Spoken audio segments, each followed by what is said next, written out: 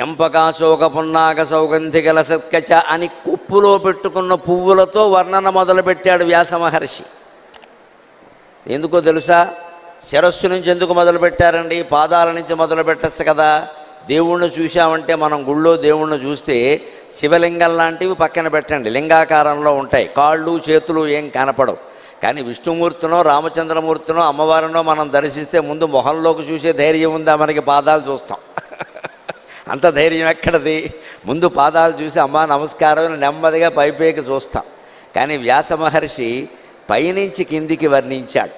ఎప్పుడు మన సాంప్రదాయం ఏమిటంటే దేవతా స్త్రీలను పైనుంచి కిందికి వర్ణిస్తారు, మానవ స్త్రీలను కింది నుంచి పైకి వర్ణిస్తారు. ఎందుకంటే దేవతలు పైనుంచి కిందికి దిగుతారు, మానవులు కింది నుంచి పైకి వెళ్ళాలి. విషయం అది.